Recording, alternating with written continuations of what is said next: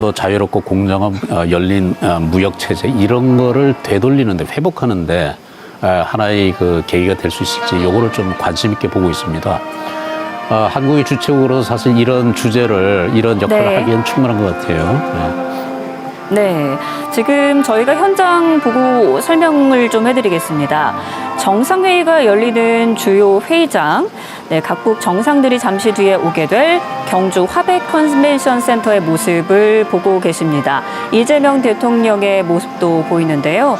이재명 대통령 에이펙 의장국의 정상으로서 미리 도착을 해서 각국 정상을 맞이할 준비를 하고 있습니다. 여유가 있는 표정인데요. 시계도 한번 본 모습이 보이고요. 각국 정상들을 한 명씩 직접 맞이를 하면서 환대할 예정입니다. 오늘은 푸른색 넥타이를 한 모습인데요. 앞서 한미 정상회담 때는 이 황금색 훈민정음 문양 넥타이를 착용을 했었고, 앞서 CEO 서밋 행사에서는 짙은 파란색 그리고 빨간색 줄무늬 넥타이를 착용을 했는데, 오늘 이 파란색 넥타이 어떤 외교적 메시지가 담겨 있다 이렇게 볼 수 있을까요? 뭐 글쎄요. 아마도 그 아시아 태평양 경제 협력체 아니겠습니까? 네. 태평양이라고 하는 넓은 바다를 중심으로 해서 모여 있는 이 국가들이기 때문에 그 가운데 있는 태평양의 모습을 상상해도 될 것 같고요. 또 이 파란색이 주는 그 차분한 이미지, 뭐 이런 것도 좀 고려를 한 것이 아닌가 이렇게 생각이 됩니다. 네, 이 의미를 이야기를 해주셨는데요. 이효영 교수님, 네. 이번에 개최 의미, 어떤 의미가 있을지 짚어주시죠. 네, 말씀하신 것처럼 요즘 보호무역주의 기조가 엄청 심화되고 있고 지정학적 갈등과 이제 지경학적 갈등이 계속 심화되고 있기 때문에 이러한 달라진 통상 환경에서 열리는 처음 열리는 다자 외교 무대라는 점에서 굉장히 의미가 있고, 이러한 무대에서 이제 그 서로 경제 체제들이 다른 21개 회원국들이 다자 협력을 위해서 어떤 얘기를 할 수 있을지, 그리고 최종적으로는 이제 경주 선언이 채택될 수 있을지, 그리고 자유무역에 대한 어떤 정신이 담길 수 있을지, 이런 것들이 이제 주목되는 부분인 것 같습니다. 네, 이번 에이펙 정상회의 트럼프 대통령은 일단 먼저 떠났습니다만 21개국 회원 대표와 더불어서 글로벌 CEO까지 1,700여 명이 참석을 했습니다. 혹시 이 의원님 눈여겨보시는 인물이 있으신가요?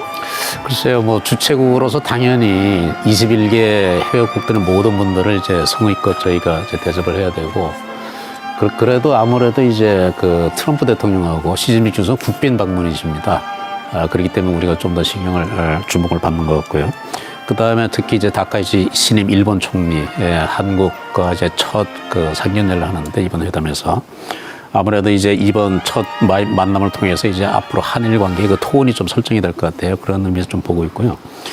그 외에 저는 어제 그 젠순왕 엔디비아 회장이 그 삼성 이재용 회장과 그 정의선 현대자동차 회장과 함께 아주 편안한 복장으로 치맥을 하는 장면 아주 인상 깊게 봤어요. 맞습니다. 네, 그래서 이제 앞으로 삼성전자와 현대자동차와 그 고성능 칩을 생산하는 엔비디아가 과연 어떤 식으로 협력을 할 것인지 뭔가 그 시사점이 있다고 저는 봤는데요. 그 외에 또 한번 주목하고 싶은 분은 아무래도 이제 캐나다 총리입니다. 캐나다는 아시다시피 저희가 이제 60조 원짜리 잠수함 사업 수주를 위해서 우리가 노력을 하고 있는 그런 국가거든요. 네. 그래서 이런 이제 좀 특별히 중요한 분들도 있지만 아무거나 어쨌든 뭐 제가 처음에 말씀드린 대로 이재명 대통령이 이번 회의 주체 주빈입니다. 그래서 이 모든 회원 참가국들을 성심성 있고 편하게 모시는 가운데 이 회담의 성과를 내도록 위해서 노력해야 되겠죠. 네. 지금 정상회의가 열릴 본회의장 이 시각 경주 화백 컨벤션 센터의 화면을 보고 계신데요. 잠시 뒤에 입장할 각국 정상은 지금 1층 로비에서 사진 찍고 이재명 대통령이 영접을 받은 뒤에 정상회의장 그리고 라운지 등이 있는 2층과 3층을 주로 이용하게 되겠습니다. 대회의장은 2,000명을 동시에 수용을 할 수 있고요. AI 기반의 조명, 그리고 온도 시스템과 실시간 다국어 통역 시스템까지 갖춰져 있다고 하네요. 자, 그럼 이효영 교수님께서는 어떤 인물 눈여겨보고 계십니까? 네, 아무래도 에이펙 정상회의와 병행해서 개최되는 에이펙 CEO 서밋에 참석하게 될 여러 이제 경제계 인사들이 이제 눈에 띄는데요. 아까 이 위원님도 말씀하셨지만 엔비디아의 젠슨 황 CEO가 참석하는 것이 가장 큰 기대가 되는 부분이기도 합니다. 네. 앞서 말씀하신 것처럼 한국인들을 뭐 트럼프 대통령뿐만 아니라 한국인들을 기쁘게 할 무슨 발표를 하겠다라고 예고를 하고 있어서 뭐 이미 뭐 어떤 내용으로 발표를 할지 예고는 되었지만 기대가 되는 바고, 그리고 말씀하신 것처럼 어제 삼성동에서 저희 재계 인사들과 치맥을 하시면서 또 논의를 나눈 것 같습니다. 그래서 가시화되는 그런 모습들을 또 보면서 이게 우리나라 기업이나 산업에 어떤 영향을 미칠지 굉장히 좀 주목이 되는 부분인 것 같습니다. 네, 그야말로 세계 최고위급 인사들이 방문하는 건데요. 경계태세 역시 최고 수준으로 관리를 하고 있습니다. 경찰과 해경도 가포 비상을 발령했는데 정 교수님, 지금 경계태세는 어떤 수준입니까? 뭐 우리가 할 수 있는 한은 최선을 다하고 있는 그런 수준이라고 보시면 될 것 같고요. 뭐 아시다시피 이제 세계 각국의 많은 정상들이 지금 한 곳에 집결해 있기 때문에 혹시라도 발생할 수 있는 어떤 불미스러운 사태를 예방하기 위해서 사실 지금 경주는 뭐 이 회담장 주변은 거의 진공 상태 수준이다, 이렇게 표현할 수 있을 것 같고요.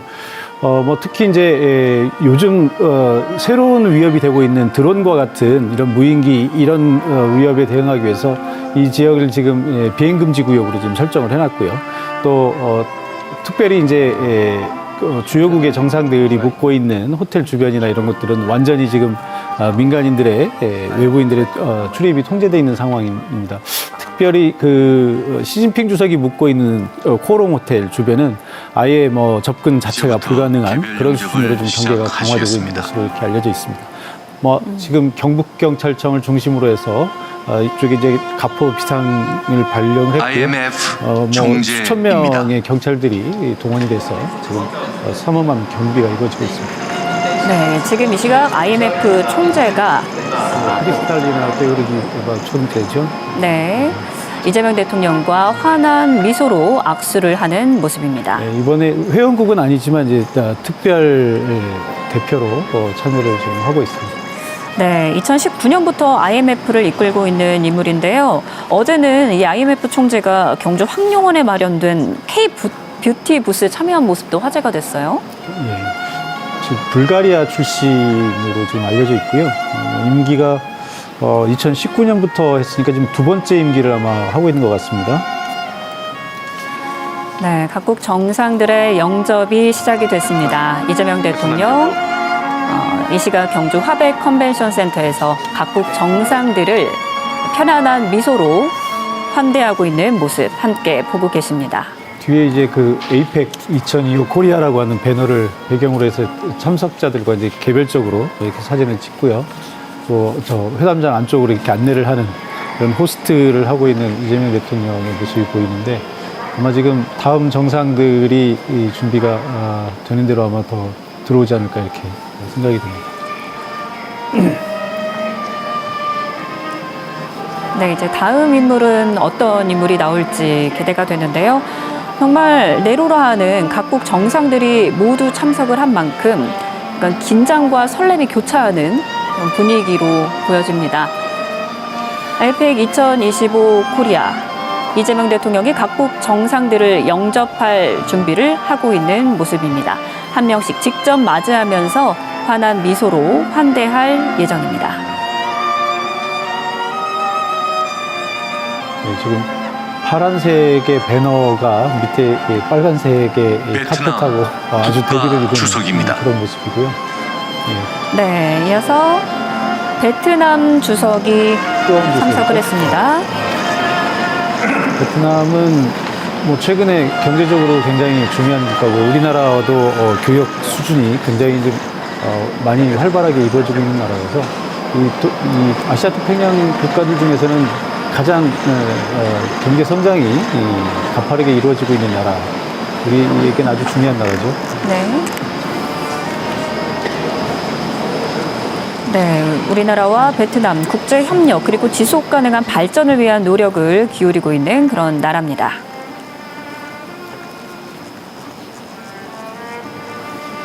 뭐 아무래도 21명의 그 대표 그리고 특별 대표까지 하면은 뭐 그보다 더 많은 숫자의 대표들이 들어오실 것 같은데 좀 다소 좀 지체가 되고 있는 것 같은 그런 모습이에요. 네.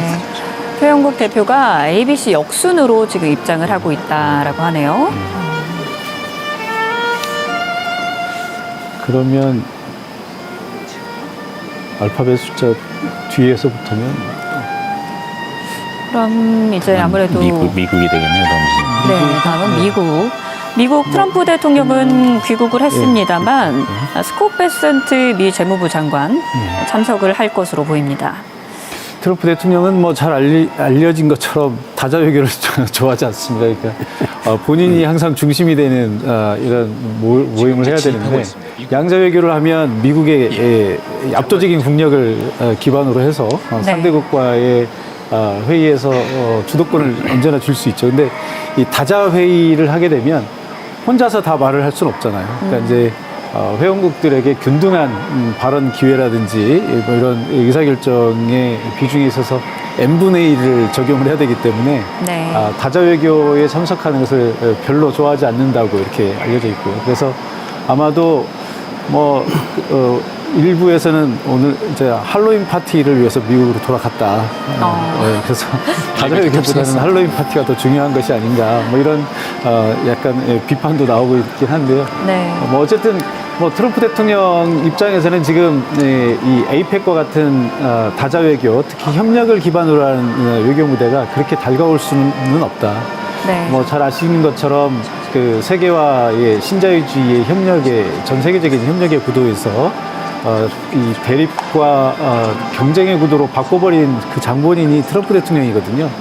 지난 1기 때 이제 중국의 부상을 저지하기 위해서 뭐 소위 이제 인도 태평양 전략을 내세우고 미중 전략 경쟁을 이끌었던 것이 이제 트럼프 대통령 본인이기 때문에 지금 에이펙과 같은 국가들 간의 통합과 협력을 기조로 하는 이런 모임은 좀 아무래도 좀 본인의 아이덴티티와도 맞지 않고 좀 불편할 수가 있겠죠. 그래서 아마 이 뭐 아세안 정상회의 잠깐 얼굴 보이고 또 이번 아시아 순방에서 주요 역점으로 내세웠던 것은 아마도 이 한중일 정상들과의 양자 회담이 아니었던가 싶어요. 그래서 네. 일본을 방문해서 다카이치 일본 수상이 이제 신임 총리로 이제 취임을 했기 때문에 일본과의 동맹을 공고히 하고 또 이제 한국에 와서 우리 이재명 대통령과 무역 협상 마무리 짓고 그리고 또 이제 소위 G2라고 하는 중국과의 만남에서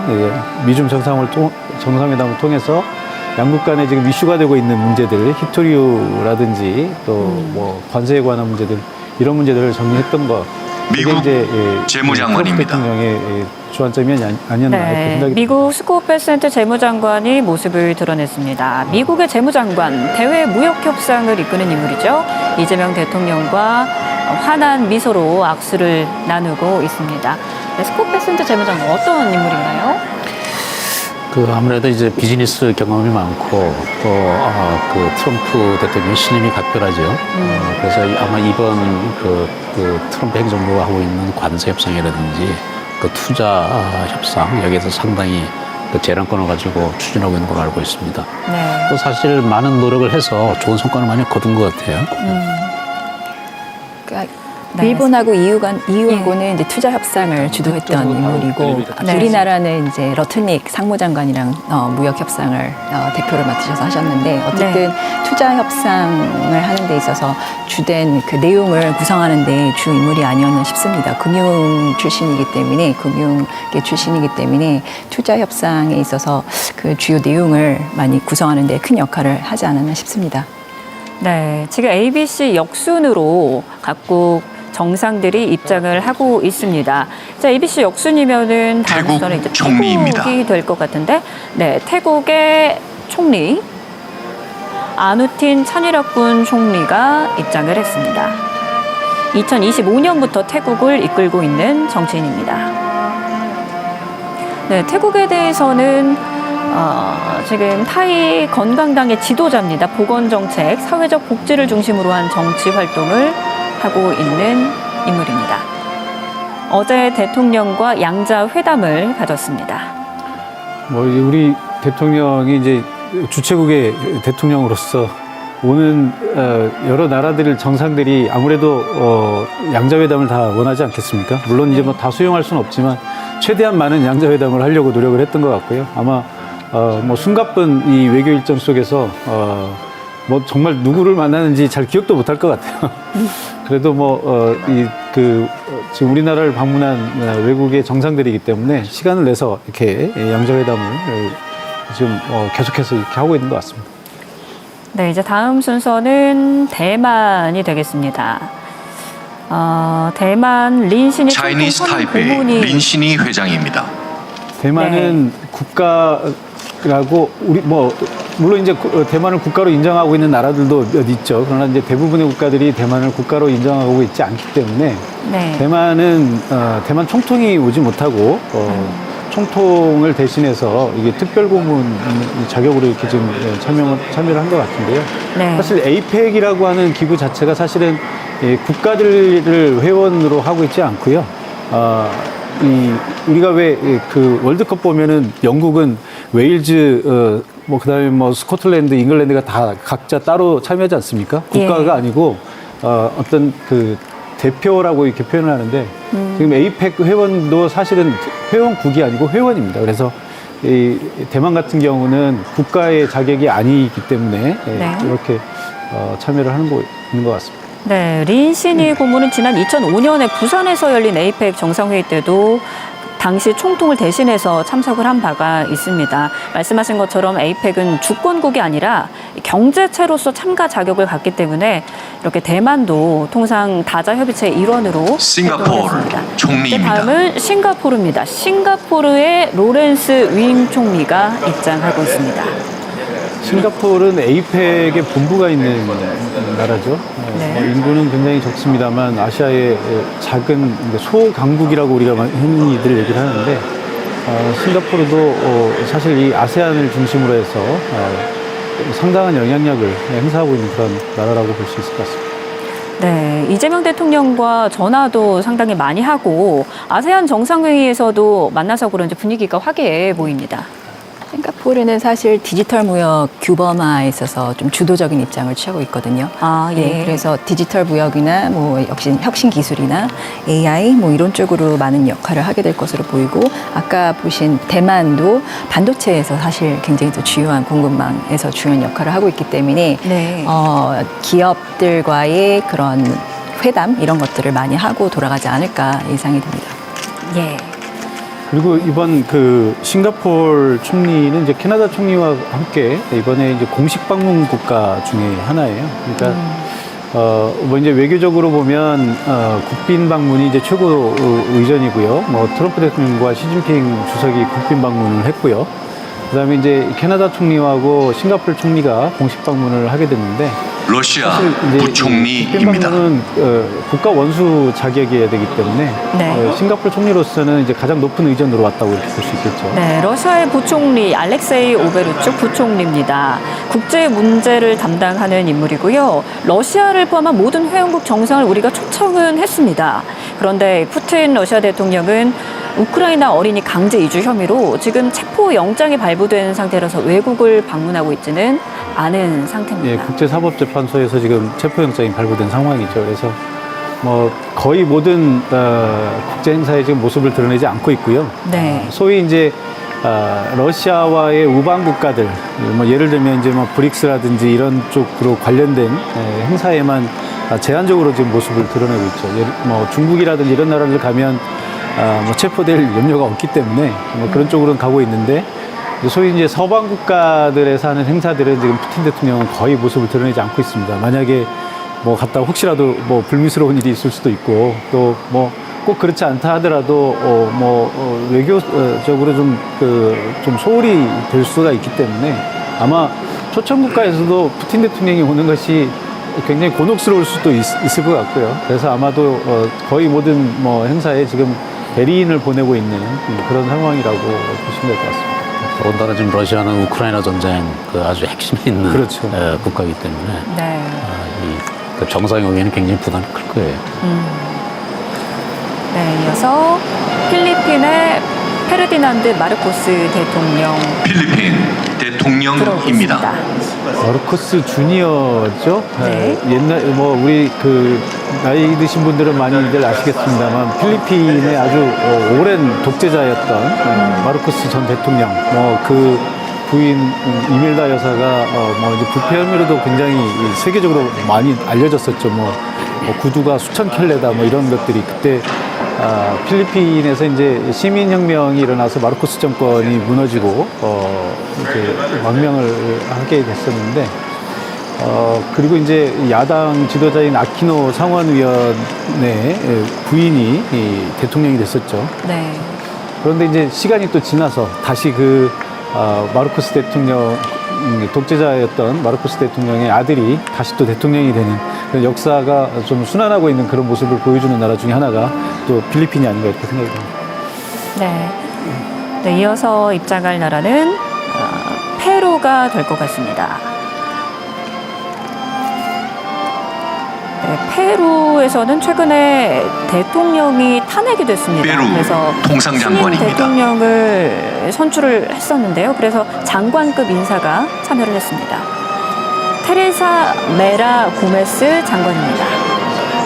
페루는 우리나라와 이렇게 지별국이거든요. 네. 칠레 다음으로 이제 페루를 통해서 중남미 진출 교두보 역할을 하고 있고요.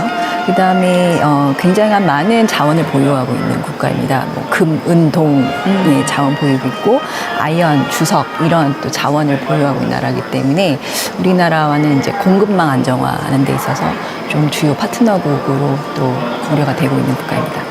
네. 페루 하면 생각나는 것이 누구나 가보고 싶은 마추픽추. 예. 맞습니다. 저도 한번 가고 싶습니다만 갈 기회가 없어서 못 가고 있습니다. 국제적인 관광 목적지죠. 페루는 작년 에이펙 정상회담 개최국이죠. 그래서 네. 마추픽추 선언이 나오는 그런 거. 언젠가 마추픽추에서 한번 정상회의를 해도 좋을 것 같아요. 네. 페루의 테레사 메라 고메스 장관이었습니다. 이제 다음은 파푸아뉴기니의 존 로소 부총리가 참석을 할 것으로 보입니다. 파푸아뉴기니 부총리입니다. 네, 지금 입장을 하고 있습니다. 파푸아뉴기니의 부총리 존 로소 부총리 어떠한 인물입니까? 파푸아뉴기니는 잘 아시는 것처럼 이제 태평양의 도서 국가고요. 아마도 지금 인구로 보면 지금 1,000만 명 정도 되는 국가인데 이 에이펙에 가입한 것이 1993년으로 지금 알려져 있고요.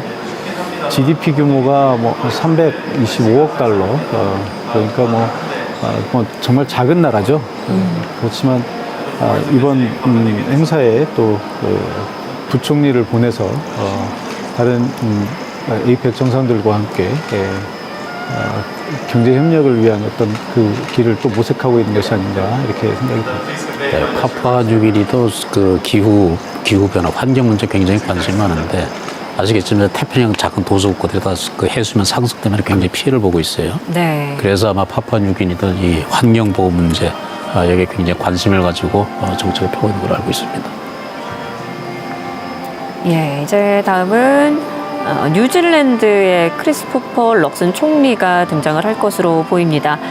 뉴질랜드는 어제 이재명 대통령과 정상회담을 하기도 했죠. 이재명 대통령은 국방 분야의 협력도 아주 원활하게 이루어지고 있고 최근에는 방위 산업 분야에 대해서도 협력이 계속 확대가 되고 있다. 이렇게 언급을 한 뉴질랜드 나라입니다. 총리입니다. 네, 뉴질랜드 크리스토퍼 럭슨 총리입니다. 뉴질랜드 하면 사실 우리나라 국민들이 한 번쯤은 가보고 싶어하는 굉장히 태평양의 낭만적인 국가로 이렇게 생각을 하고 있죠. 호주 옆에 이렇게 있어서 국기에도 보면 호주 국기하고 굉장히 유사한 그런 모습을 갖고 있고요. 작은 나라지만 그래도 어떤 국제 레짐에 있어서는 어느 정도 목소리를 내고 있는 그런 나라라고 볼 수 있을 것 같습니다. 뉴질랜드는 이제 한국과는 상호 보완적인 무역 구조를 갖고 있거든요. 그래서 네. 저희가 뉴질랜드와도 FTA를 체결을 했고, 그리고 RCEP의 회원국이기도 합니다. 그래서 아태 지역 국가들과는 이제 이런 상호 보완적인 무역 구조를 활용해서 무역 활성화를 통해서 그 경제를 영위하고 있고, 그리고 이제 다른 나라들과는 특히 우리나라와는 이제 공산품 이런 것들을 많이 수입을 하는 구조, 그리고 농산물을 많이 수출하는 멕시코 그런 구조를 갖고 경제장관입니다. 있기 때문에 또 중요한 공급망 파트너라고 할 수 있습니다. 네, 멕시코의 마르셀로 에브라르드 경제부 장관입니다. 멕시코의 경제부 장관이자 외교부 장관까지 역임했던 중요한 정치인입니다.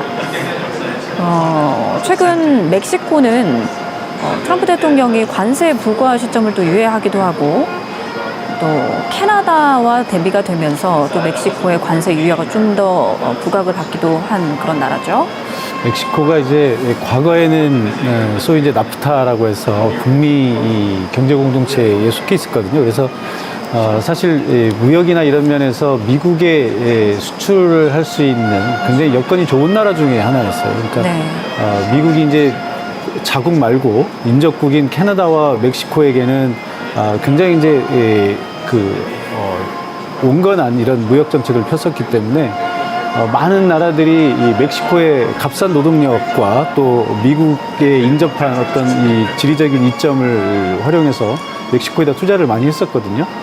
그런데 이제 지금 트럼프 대통령이 들어서면서 심지어 이 미국과 인접한 캐나다와 멕시코를 무역의 어떤 경쟁국으로 이렇게 보고 일본 있기 때문에 총리입니다. 멕시코로서도 이제 그런 이점들을 어떻게 계속해서 살려나갈 수 있는지 고민을 하고 있을 것 같습니다. 네, 일본 다카이치 사나이 총리 모습 보고 계십니다. 어제 이재명 대통령과 정상회담을 했죠. 한일 간 미래지향적인 협력을 강화하기로 의견을 모았습니다. 그러니까 어제보다 한층 더 분위기가 화기애애해진 듯한 그런 모습이네요. 아마도 어제 만났던 그 기분을 네. 이제 계속 살려서 굉장히 반가운 그런 표정을 지은 것 같고요. 특히 이제 한국과 일본은 지금 이 이재명 대통령과 다카이치 수상이 어떻게 하느냐에 따라서 정말 기로에 지금 서 있거든요. 다카이치 총리의 태도에 따라서 양국이 이 미래지향적인 정말 협력적인 이웃 동반자 관계로 갈 수도 있고, 그렇지 않으면은 또 정말 불편한 그런 이웃이 될 수도 있기 때문에 아마 지금 다카이치 총리의 어떤 그 환한 표정이 양국 관계의 어떤 긍정적인 시그널처럼 그렇게 보여지는 그런 측면이 있네요. 예, 사실 다카이치 총리가 처음에 선출이 됐을 때 그 과거의 이제 극우적인 발언 때문에 한국 쪽에서 많이 걱정을 했죠. 네. 근데 의외로 이 신임 일본 총리도 한국에 대해서는 굉장히 미래지향적인 협력을 중요시하는 것 같고, 그래서 아직까지는 우리가 조금 안 볼 수 있는 말레이시아 상황이 아닌가 총리입니다. 이렇게 생각이 듭니다. 네, 말레이시아의 안와르 이브라힘 총리입니다. 이번에 아세안을 계기로 이재명 대통령과 만나기도 했죠. 이번에 아브라힘 총리와 정상회담을 통해서 양국 협력 강화 방안을 논의를 했었는데, 이번에 아세안의 의장국이었어요. 예, 이번 그 아세안 10개국들의 모임에서 이번에 아세안 정상회의를 주최한 국가이기 때문에 아마 우리 이 에이펙을 주최하고 있는 우리나라와 어떤 비슷한 지금 생각을 좀 갖고 있지 않을까. 이번 다자 외교를 통해서 뭔가 큰 성과를 내고 싶은 나라 중에 하나가 아닐까 이렇게 생각이 됩니다.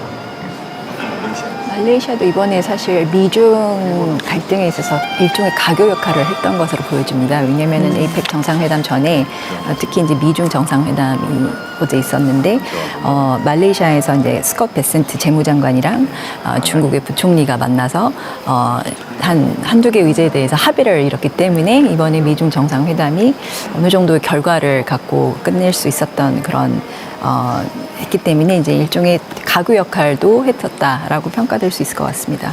네.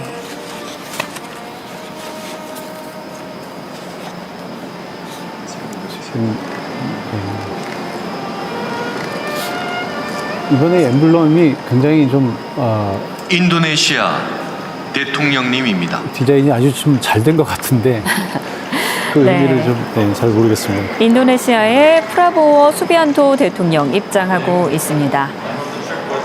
인도네시아의 국방장관을 거쳐서 대통령직에 오른 인물이고요. 이재명 대통령과 악수를 나눴습니다. 세계 5위권의 인구 대국이고요. 뭐 인구가 많기 때문에 향후 발전할 가능성도 굉장히 높고 향후 국제사회에서의 영향력도 좀 점점 더 커져가지 않을까 이렇게 생각이 됩니다. 다만 이제 많은 섬나라들로 구성이 되어 있기 때문에 치안이나 이런 문제들이 여전히 이제 불편하게 돼 있거든요. 이번에 우리가 겪었던 캄보디아에서의 그런 문제들이 이런 인도네시아나 이런 나라들로도 계속 확산이 되고 있다라고 하는 점에서 아마 치안 문제에 대해서 우리 이 나라와 앞으로도 좀 어떤 이슈가 있지 않을까 좀 이렇게 생각이 듭니다. 네, 에이펙에 각국 정상들이 참석을 하고 있고요. 이재명 대통령이 환대하고 있는 모습 계속 보고 있습니다. 홍콩 차이나 행정장관입니다. 네, 홍콩 차이나의 존 리 행정장관 모습을 드러냈습니다. 2022년 7월 1일에 취임을 했습니다. 홍콩 경찰 출신이라고 하네요. 뭐 앞서 말씀드린 것처럼 이제 홍콩은 지금은 국가가 아니죠. 네. 뭐 물론 이제 과거에도 영국의 통치를 받았던 지역이고요. 지금은 이제 중국으로 반환이 된 지 뭐 몇십 년이 지났습니다만 여전히 이 특별 행정구역으로 지금 자리를 잡고 있고요. 이 행정장관은 중국의 주석이 임명을 하기 때문에 사실상 이 존 리 같은 경우는 시진핑 주석, 중국의 집권자들로부터 그렇게 뭐 자유로울 수 있는 정치적으로 자유로운 입장은 아닙니다. 그렇지만 이제 말씀드린 것처럼 에이펙이 경제적인 주체를 중심으로 해서 이제 참가가 되기 때문에 또 이제 홍콩은 중국과는 약간 다른 그런 무역 제도를 또 가지고 있어서 대표로 참여하게 됐습니다.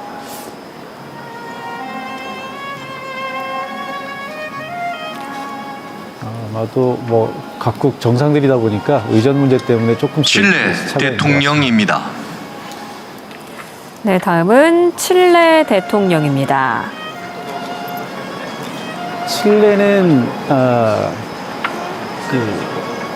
라틴 아메리카에서 어찌 보면 한때 우리나라와 가장 비슷한 성향 또 위상을 가졌던 그런 국가라고 이렇게 알려져 있는데요.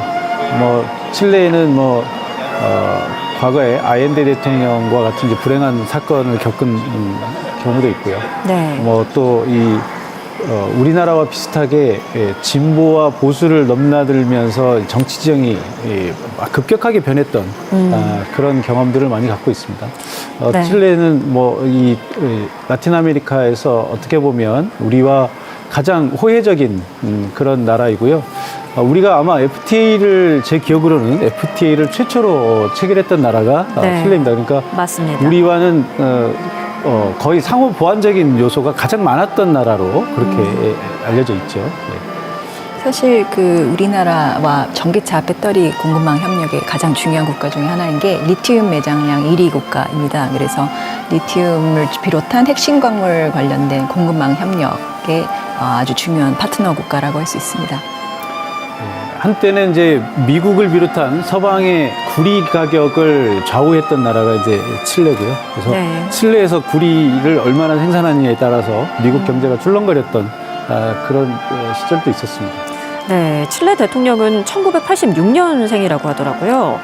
지금도 만 40세가 안 된 최연소 정상이었습니다. 한국과 최초로 자유무역 협정을 카나다 체결한 총리입니다. 국가였고요.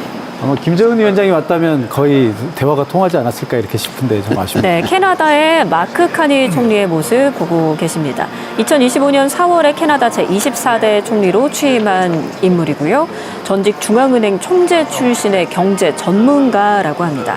어제 이재명 대통령과의 정상회담에서 안보 국방 분야 협력 파트너십 내용을 담은 공동 성명을 채택하기도 했습니다.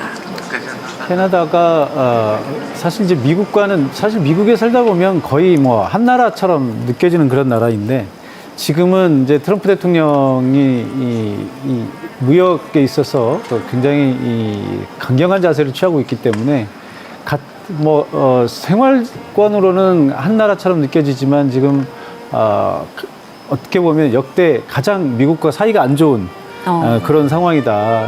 아마 캐나다로서는 굉장히 좀 곤혹스러운 입장이 아닐까 이렇게 좀 생각이 듭니다. 캐나다 분들하고 얘기를 보면 세계가 요새 우리가 뭐 다극화 질서를 얘기하는데 캐나다 입장에서 본다면 거의 단극화 질서 같다고 그래요.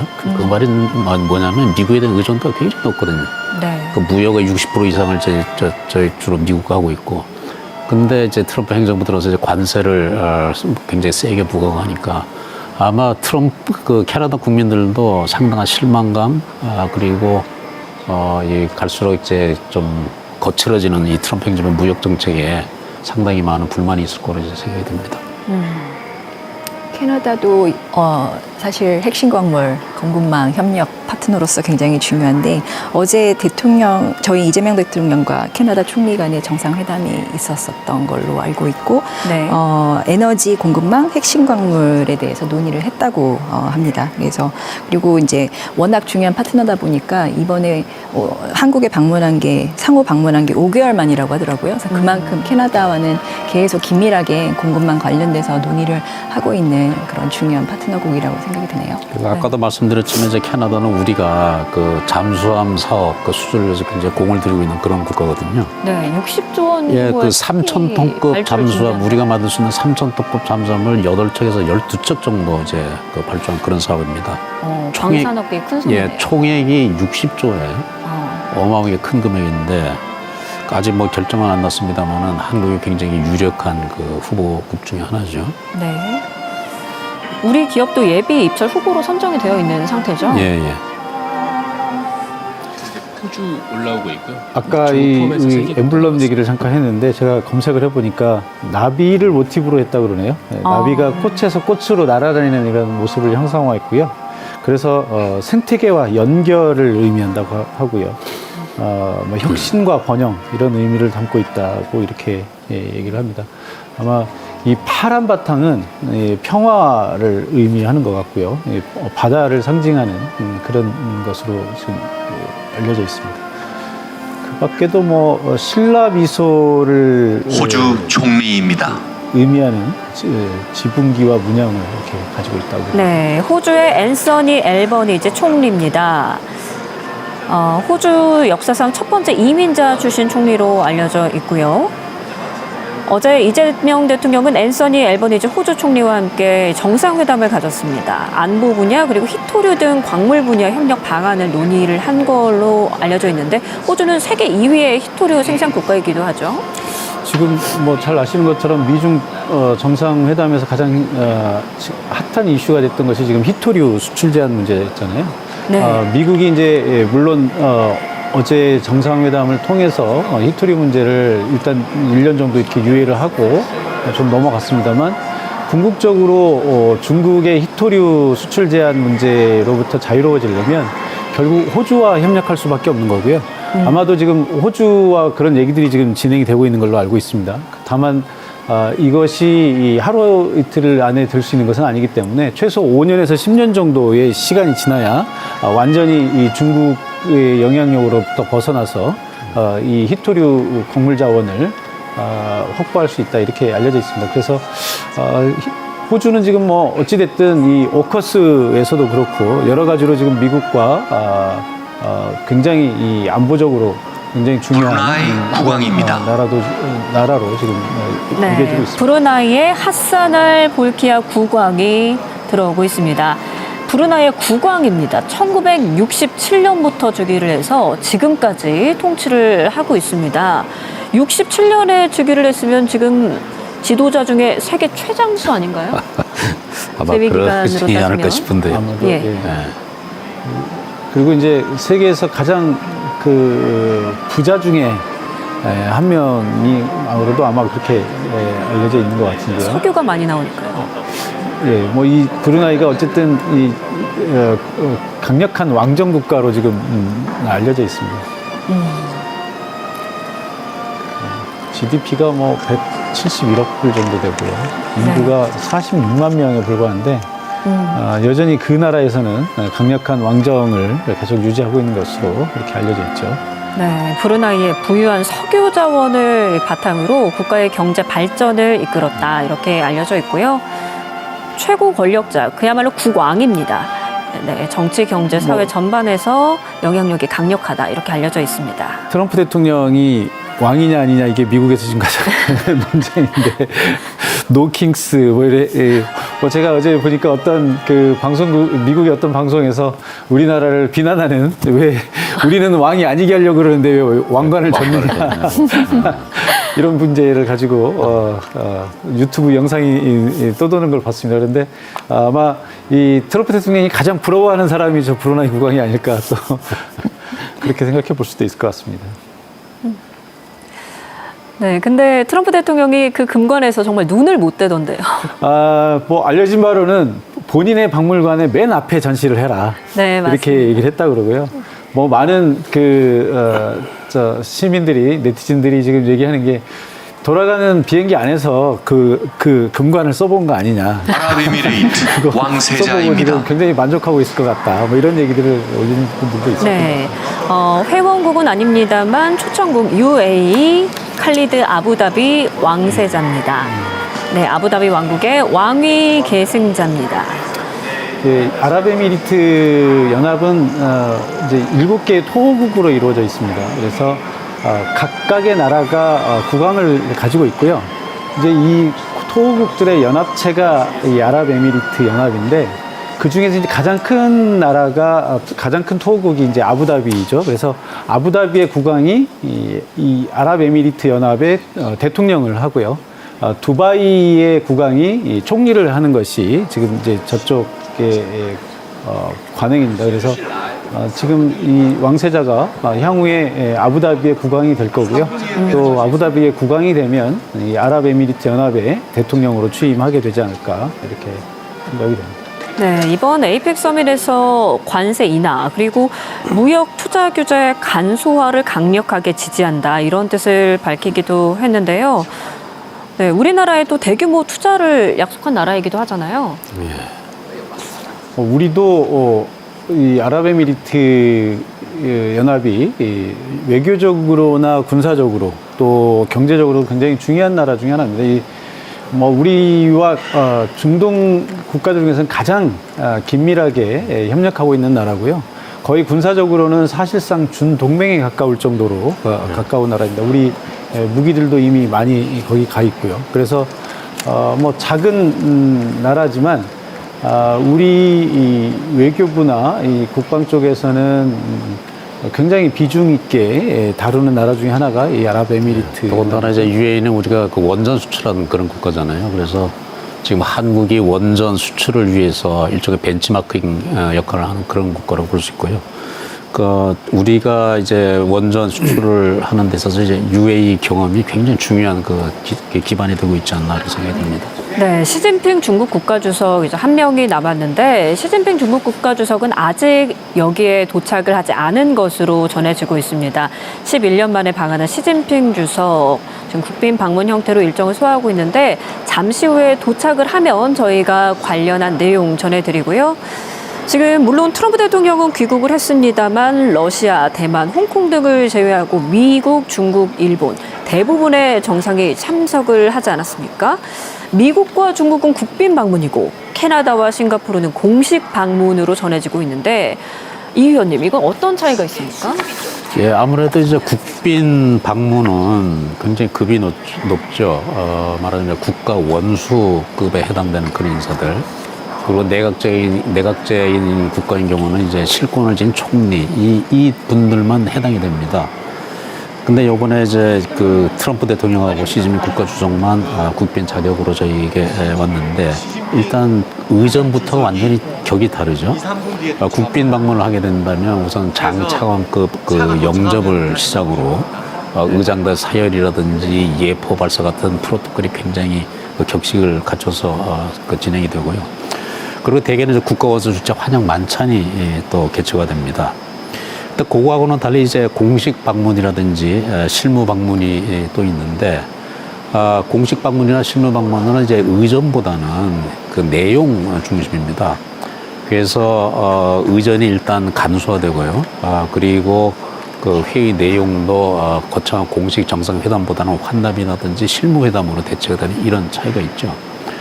그래서 이번엔 뭐 두 분만이 이제 그 국빈 방문으로 오게 됐는데 사실 뭐 다른 아까 예를 들면 브루나이 국왕처럼 그 국빈 방문할 수 있는 자격이 되는 분들도 여러 분 이번 회의에 참석하신 것 같아요. 네, 이 시각 경주 화백 컨벤션 센터 외관을 보고 계십니다. 신라 누각에서 영감을 얻어서 곡선형으로 외관을 디자인을 했다고 합니다. 지난 2015년에 문을 연 지상 4층 규모의 건물이라고 하는데요. 정상들을 맞이할 세 단장을 이번에 다 마친 상태고요. 각국 정상들은 이 내부에 정상회의장 그리고 라운지 등이 있는 2층과 3층을 주로 이용을 하게 됩니다.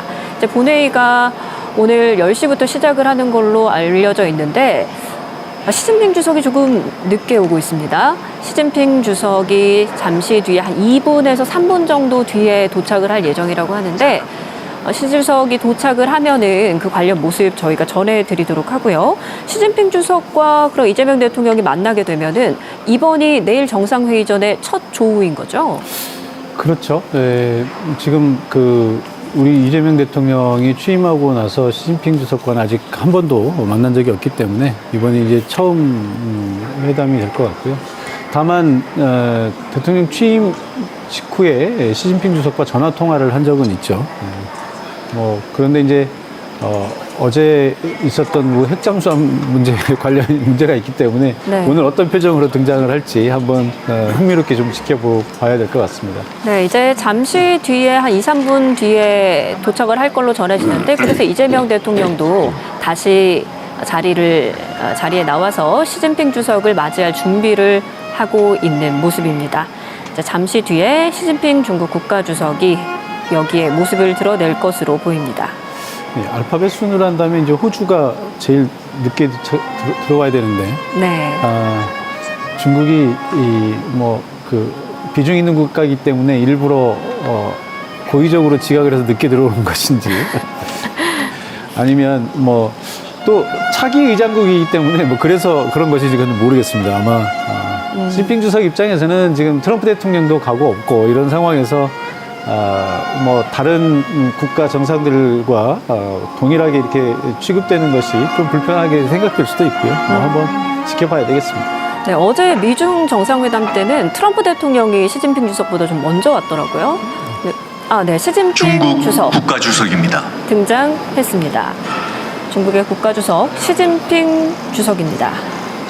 항상 이렇게 무표정하기로 유명하죠. 네. 어제 트럼프 대통령과의 정상회담에서도 트럼프 대통령 계속 농담을 하고 웃으면서 뭔가 얘기를 하는데 전혀 대꾸하지 않고 그냥 네. 묵묵한 표정을 지었던 것으로 기억이 됩니다. 네, 원래 잘 안 웃는 걸로 유명하죠. 예. 사실 시진핑 주석이 한국을 방문해야 된다는 건 오래전부터 저희가 주장을 해온 그런 거였어요. 2014년에 마지막으로 한국을 방문했고 11년 만에 오는데 사실은 이제 박근혜 대통령께서 왜 천안문 그 막루에 열병식에 갔잖아요. 그 이후에 한국 국내적으로 많은 이제 파장이 있었고 또 외교적인 압박도 좀 있었는데 그래서 한국 국민들 심정에는 시진핑 주석이 답방을 조만간 하기를 기대를 했는데 그게 11년 만에 이제 성사가 된 거라고 봐야 되겠네요. 예. 네, 환한 웃음의 이재명 대통령 그리고 시진핑 주석 함께 인사를 하고 본회의장으로 함께 입장하는 모습 보셨습니다. 에이펙 본회의장으로 입장하는 각국 정상들을 맞이한 이재명 대통령의 모습 보고 왔습니다. 이제 본회의 1세션이 곧 시작이 될 텐데요.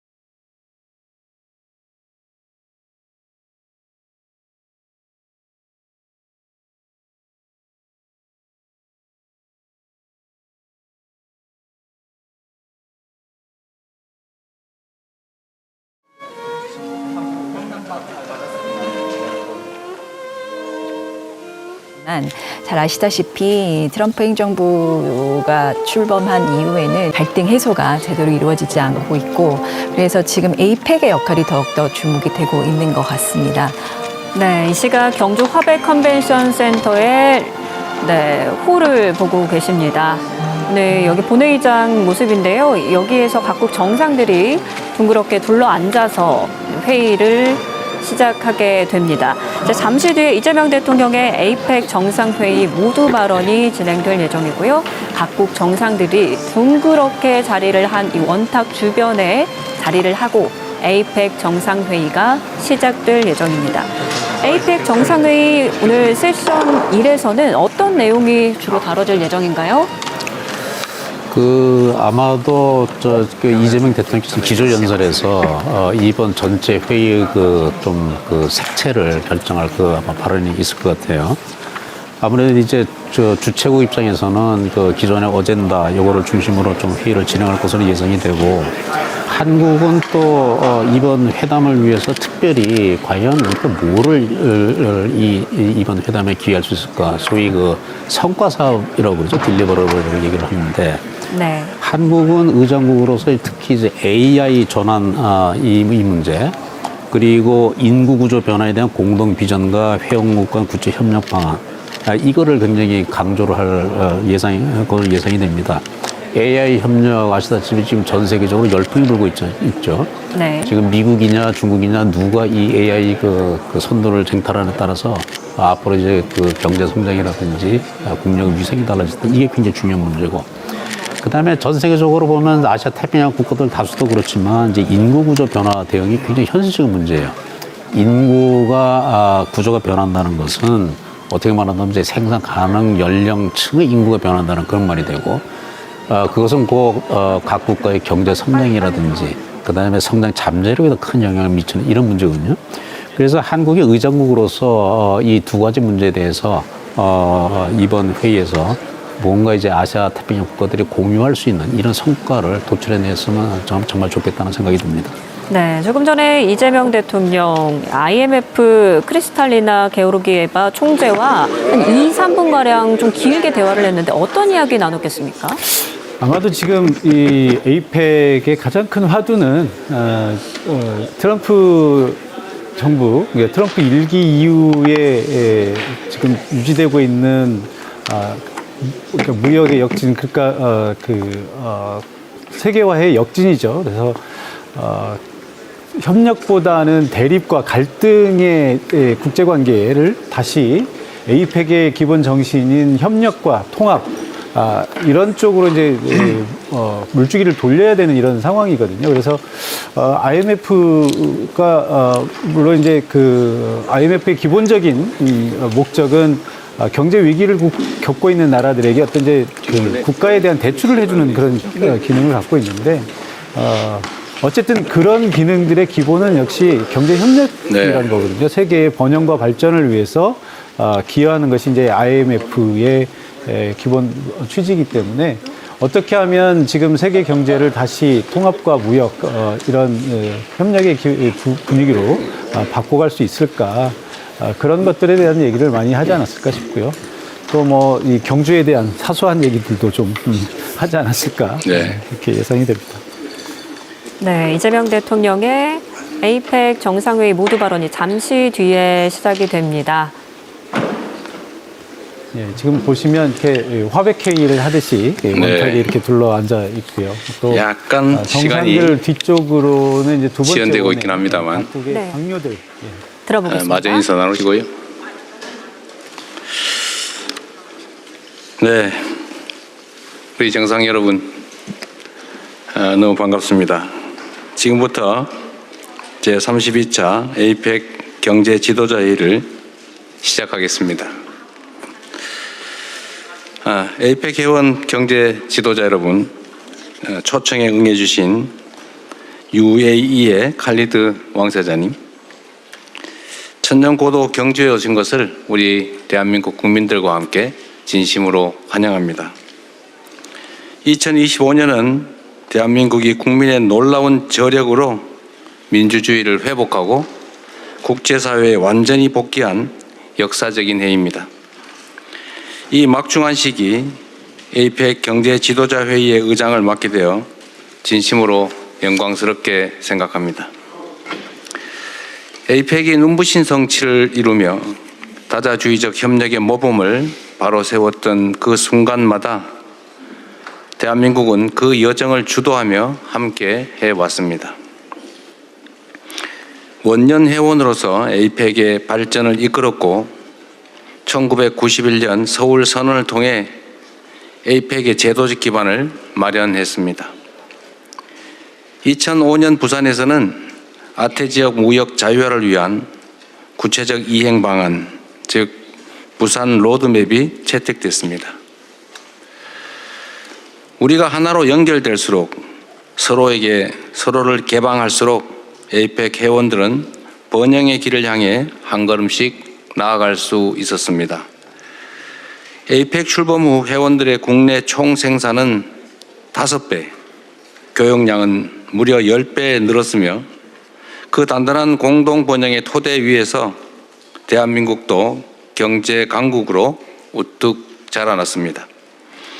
협력과 연대, 상호 신뢰의 효능을 증명한 에이펙 정신이 이곳 경주에서도 유감없이 발휘되기를 기대합니다. 하지만 희망찬 전망만 하기엔 우리가 처한 현실이 녹록지는 않습니다. 우리 모두는 국제 질서가 격변하는 중대한 변곡점 위에 서 있습니다. 자유무역 질서가 거센 변화를 맞이하며 글로벌 경제의 불확실성이 심화되고 무역 및 투자 활성화에 동력이 떨어지고 있습니다. 인공지능으로 대표되는 기술혁명은 우리에게 전례 없는 위기이자 동시에 전례 없는 가능성을 선사합니다. 쉽지 않은 도전이지만 에이펙이 걸어온 여정에 지금의 위기를 헤쳐갈 답이 있다고 믿습니다. 협력과 연대만이 우리를 더 나은 미래로 이끄는 확실한 해답입니다. 각자의 국익이 걸린 일이기 때문에 언제나 우리가 같은 입장일 수 없다는 것은 분명합니다. 그러나 힘을 합쳐 공동 번영을 이뤄내야 한다라는 궁극의 목표 앞에서 우리는 함께할 수 있습니다. 우리가 만들어가는 지속 가능한 내일, 그리고 연결, 혁신, 번영이라는 이번 정상회의의 주제는 5년 전 우리가 함께 채택한 에이펙의 미래 청사진 푸트라자야 비전 2040의 정신을 이어받은 것입니다. 이번 세션에서는 푸트라자야 비전의 핵심 축인 무역과 투자 증진에 대한 여러분들의 고견을 청취하고자 합니다. 국제경제 환경의 격변이라는 새로운 도전 앞에서 어떻게 에이펙의 비전을 달성해 나갈 수 있을지 허심탄회한 토론과 건설적인 논의가 이루어질 수 있기를 기대합니다. 경제 지도자 여러분, 이틀간의 논의가 펼쳐질 이곳의 이름은 화백 컨벤션 센터입니다. 고대 신라 왕국에서는 나라에 중요한 일이 있을 때마다 여러 사람이 모여 의견을 조율하는 화백회의가 열렸습니다. 화백 정신은 일치단결한 생각을 강요하지 않습니다. 서로 다른 목소리가 어우러져 만들어낼 화음의 심포니를 추구하며 조화와 상생의 길을 찾는 것이 신라의 화백 정신입니다. 조화와 화합으로 번영을 일궈낸 천년 고도 경주에서 함께 미래로 도약할 영감과 용기를 얻어가기를 기대합니다. 이상으로 개회사를 마치겠습니다. 우리 기자단들이 퇴장을 하면 계속 이어서 진행하겠습니다. 그 사이에 우리 IMF 총재님께서 준비를 잘해 주시기를 바랍니다.